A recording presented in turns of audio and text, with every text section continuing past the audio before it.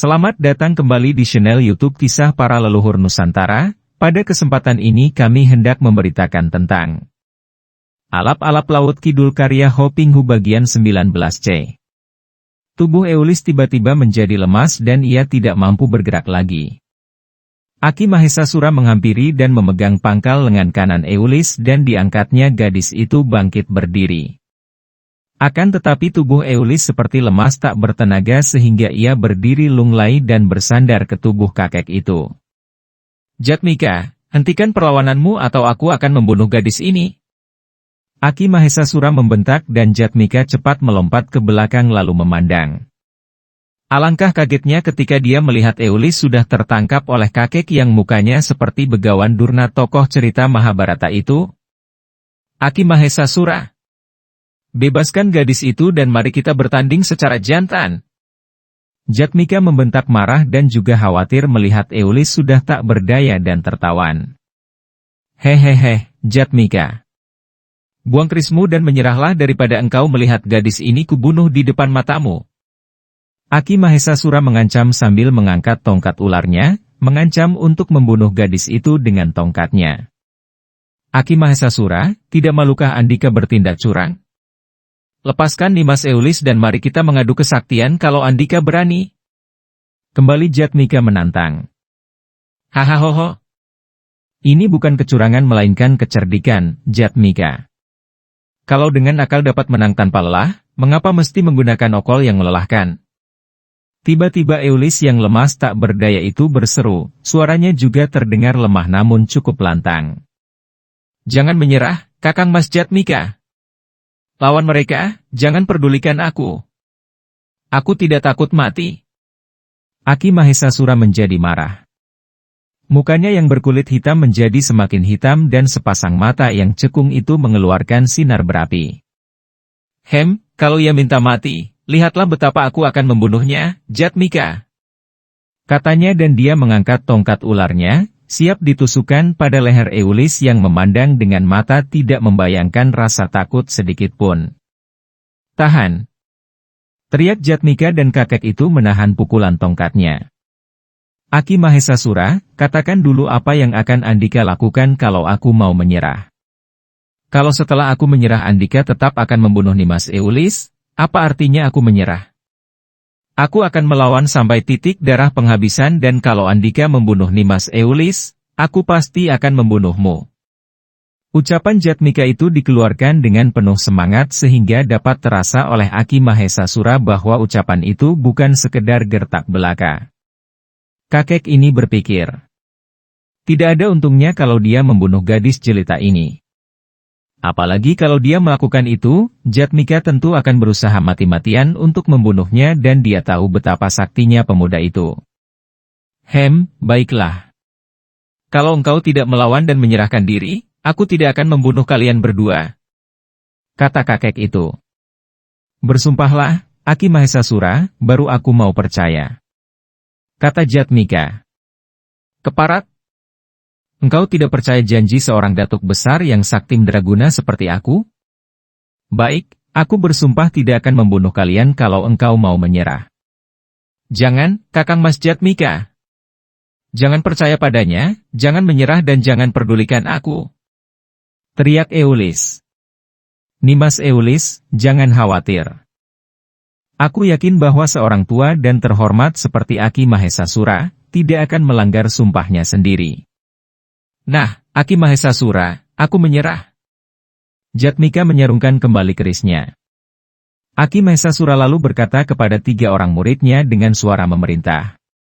Alap-alap Laut Kidul karya Hopinghu di http://ceritasilat-novel.blogspot.com by Saiful Bahri Situbondo.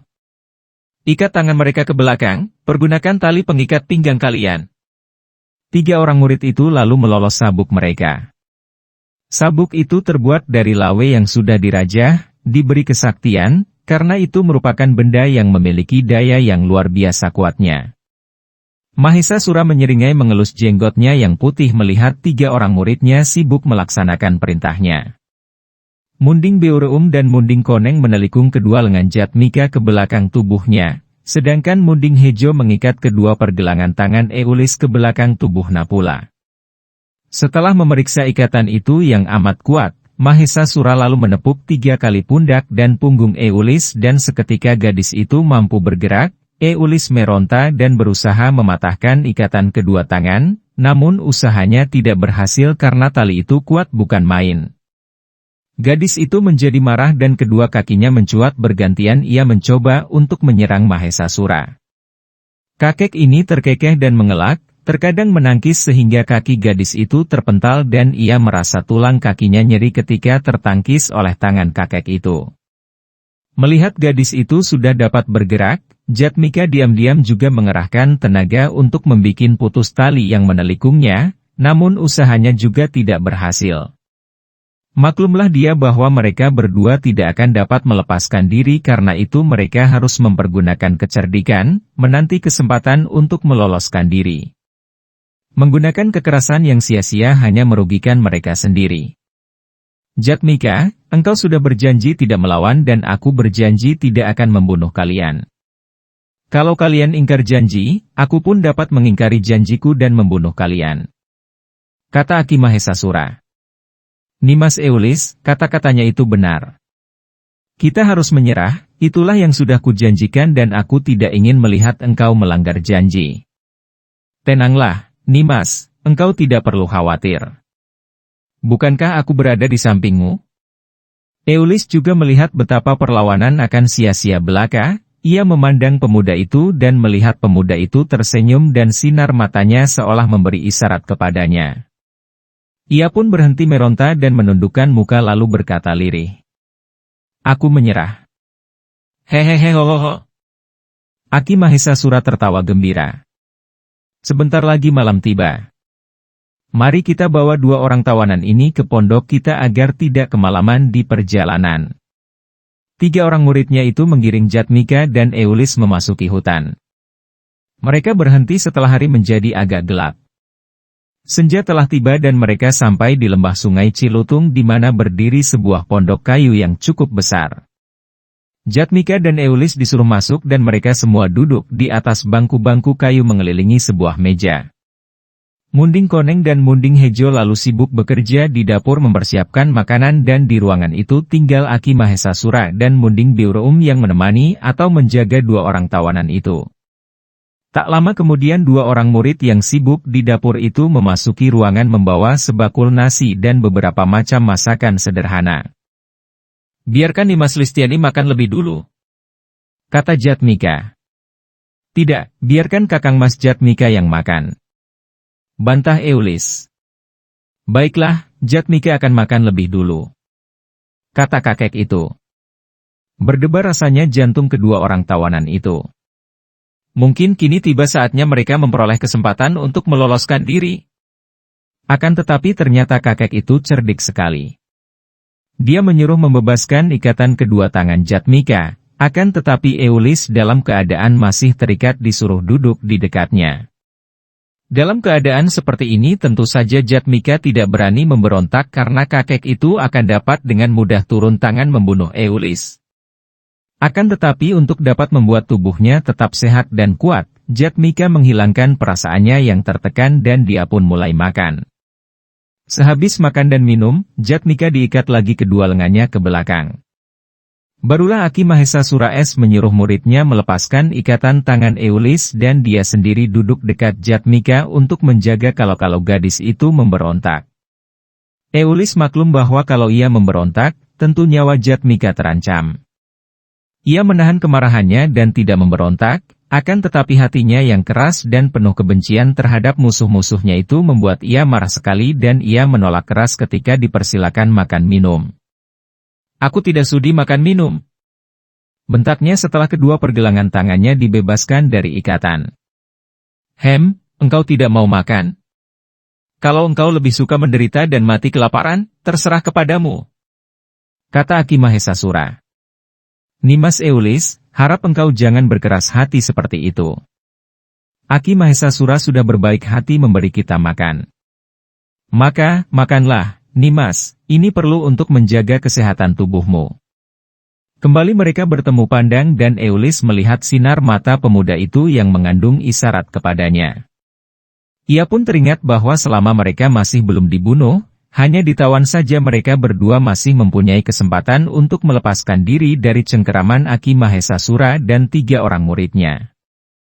Akan tetapi tentu saja ia tidak akan mampu berbuat banyak kalau ia menderita kelaparan dan tubuhnya kehilangan tenaga dan menjadi lemas. Ia maklum akan isyarat Jatmika. Pemuda itu menganjurkan agar ia tetap menjaga kesehatan tubuhnya agar kalau kesempatan itu terbuka, mereka akan dapat memberontak dan melepaskan diri. Baiklah, baiklah. Katanya marah dengan bersungut-sungut ia pun mulai makan. Tentu saja dalam keadaan seperti itu, makan pun tidak terasa sedap. Akan tetapi ia memaksa diri untuk menelan nasi dan sayurnya dan merasa betapa tubuhnya segar kembali. Para pecinta dan para subscriber YouTube Kisah Para Leluhur Nusantara, setelah makan dan minum, Eulis mempergunakan kesempatan itu untuk berkata kepada Aki Mahesasura. Aki Mahesasura, aku merasa badanku gerah dan kotor berkeringat, maka perkenankanlah aku untuk mandi membersihkan diri di sungai. Aki Mahesasura menyeringai dan mengangguk, berkata kepada 3 orang muridnya. Kalian bertiga kawalah ia dan biarkan ia mandi di sungai. Pemuda ini tinggal di sini bersamaku. Aki Mahesasura memang cerdik. Dengan menahan Jatmika sebagai sandera, tentu saja Eulis tidak berdaya dan tidak berani memberontak. Apalagi yang mengawalnya 3 orang murid kakek itu. Melawan pengeroyokan 3 orang ini tentu saja akan berat sekali bagi Eulis. Ia pun tidak ingin memberontak karena ia tidak mau kalau sampai pemuda sahabat barunya itu dibunuh. Kegelapan malam itu menolong Eulis sehingga ia dapat mandi di tepi sungai tanpa malu-malu karena 3 orang yang mengawalnya dan yang menjaga di darat tidak dapat melihatnya dengan jelas dan ia pun dapat mandi dan membersihkan badannya dengan leluasa. Setelah mandi Eulis merasa segar dan bersemangat kembali, dan Jatmika melihat betapa segar wajah yang jelita itu ketika gadis itu kembali memasuki ruangan dikawal 3 orang murid Aki Mahesasura. Munding Beoreum lalu menggunakan tali ikat pinggang yang kuat itu untuk mengikat lagi kedua pergelangan tangan Eulis ke belakang tubuhnya. Aki Mahesasura membawa Jatmika keluar rumah dan melepaskan ikatan tangannya. Kembali kakek itu memperlihatkan kecerdikannya. Dia sendiri yang pergi mengawal Jatmika sehingga kalau pemuda itu berani memberontak, pemuda itu harus menghadapi dia yang sakti mandraguna, sedangkan Eulis tetap berada dalam kekuasaan 3 orang itu dalam keadaan terbelenggu. Dengan demikian, Jatmika sama sekali tidak berdaya, tidak berani untuk mencoba meloloskan diri karena hal itu akan membahayakan keselamatan Eulis. Setelah mandi, Jatmika juga merasa tubuhnya segar dan bersemangat. Dia memutar otaknya. Aki Mahesasura merupakan orang yang paling berbahaya di antara 4 orang yang menawan dia dan Eulis. Yang seorang lagi, anak buah Munding Hideung itu telah disuruh pergi oleh kakek itu, entah kemana. Kini kakek itu menjaganya di tepi sungai. Kalau saja dia dapat merobohkan kakek itu sekarang, membunuhnya atau setidaknya membuat dia tidak berdaya, tentu 3 orang murid kakek itu tidak mengetahuinya dan diam-diam dia dapat menyerbu mereka untuk membebaskan Eulis. Membayangkan kemungkinan ini, jantung dalam dada Jatmika berdebar. Ketika dia mengenakan kembali pakaiannya dalam gelap dan melangkah keluar dari tepi sungai, menghampiri Aki Mahesasura yang berdiri termangu tak jauh dari situ, seluruh urat syaraf dalam tubuhnya sudah menegang dan dia sudah siap siaga untuk melakukan serangan mendadak dan merobohkan kakek sakti mandraguna itu. Akan tetapi, ketika dia melangkah sambil mengerahkan ilmunya agar tubuhnya menjadi ringan dan langkahnya tak terdengar orang, kakek itu membalikkan tubuh menghadapinya dan berkata dengan suara mengandung ejekan. Kalau aku menjadi engkau, aku tidak akan mencoba untuk memberontak, Jatmika. Sebelum engkau dapat merobohkanku, gadismu itu tentu akan dicabut nyawanya oleh 3 orang muridku. Sudah tentu saja Jatmika terkejut bukan main. Kakek itu telah dapat menerka apa yang berada dalam benaknya. Dia menyadari. Tentu kakek yang cerdik itu tadi mendengar langkah kakinya yang ringan, yang tidak seperti biasa dan kakek itu sudah dapat mengambil kesimpulan apa yang berada dalam pikirannya. Tentu saja dia merasa malu dan dia berkata, "Aki, siapa yang akan memberontak? Nimas Eulis berada dalam kekuasaanmu, aku tidak akan memberontak dan engkau tidak akan membunuh kami seperti telah dijanjikan. Hehe, andai kata engkau memberontak sekalipun, apa kau kira akan mudah begitu saja mengalahkan aku? Mari kita kembali. Aku ada pembicaraan penting dengan kalian berdua." Jatmika dikawal kembali ke pondok dan seperti halnya Eulis, dia pun ditelikung kembali. Kedua lengannya diikat di belakang tubuhnya. Mereka semua duduk kembali menghadapi meja besar yang sudah dibersihkan. Eulis duduk diapit 3 orang murid kakek itu, sedangkan Jatmika duduk di sebelah kiri Aki Mahesasura, di seberang meja. Biarpun 2 orang tawanan itu sudah dibelenggu, agaknya kakek itu masih bersikap hati-hati dan menjaga mereka dengan ketat. Dia sendiri menjaga Jatmika dan 3 orang muridnya disuruh menjaga Eulis. Melihat kakek itu diam saja, hanya memandang dia dan Eulis penuh perhatian, Jatmika menjadi tidak sabar. "Aki Mahesasura, sekarang katakanlah, apa yang hendak kau lakukan kepada kami yang telah kau tawan? Engkau hendak membawa kami kemanakah?" "Hehe, engkau tidak perlu tahu, Jatmika. Sekarang jawablah pertanyaanku. Siapakah gurumu?" Jatmika tidak ingin menyembunyikan nama gurunya, bahkan dia ingin mengagetkan hati kakek itu dengan memperkenalkan nama besar gurunya. "Guruku adalah ayangku sendiri yang tinggal di pantai Deramyu, berjuluk Ki Ageng Pasisiran, dahulu bernama Ki Tejo Langit." "Benar saja." Aki Mahesasura tampak terkejut.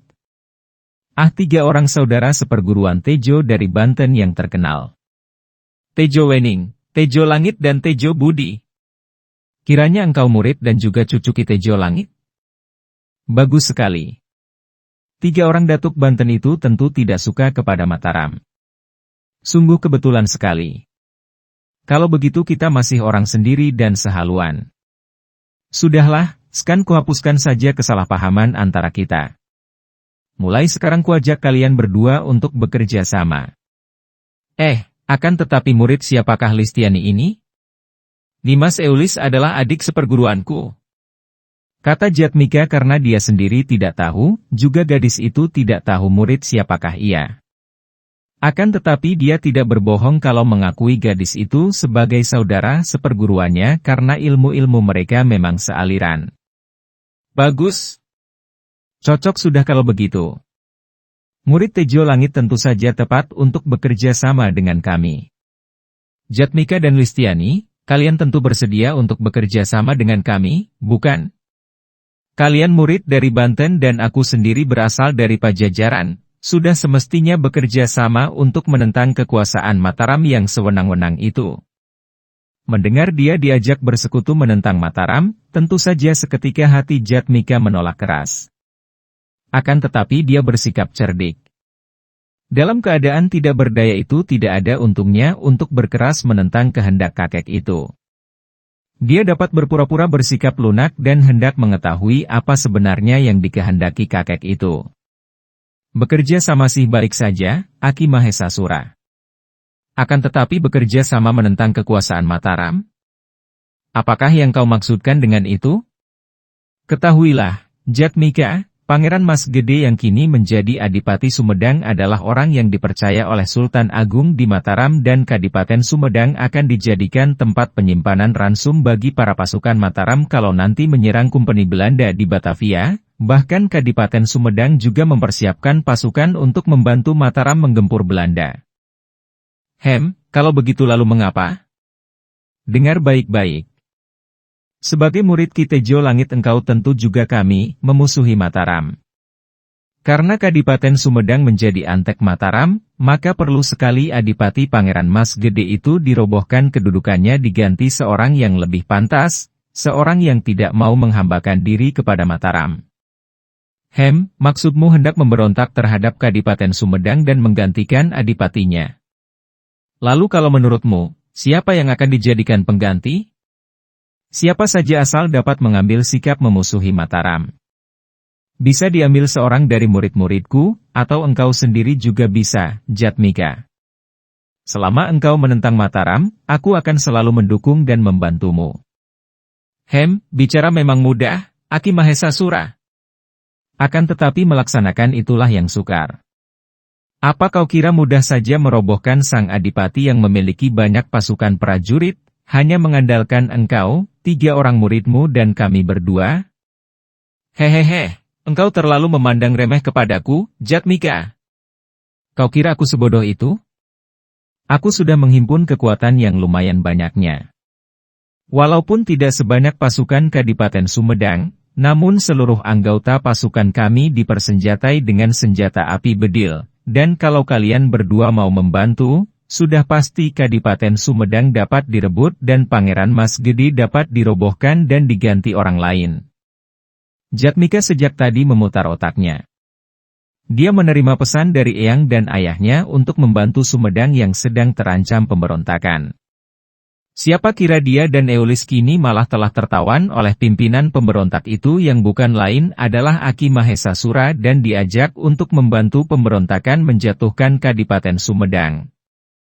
Jatmika maklum bahwa itulah sebabnya mengapa kakek itu tidak membunuh dia dan Eulis, padahal mereka berdua sudah membunuh murid dan sahabat kakek itu. Dia tahu bahwa kalau dia menolak, apalagi kalau kakek itu tahu bahwa dia malah membela Mataram, tentu nyawa dia dan Eulis tidak akan dapat tertolong pula.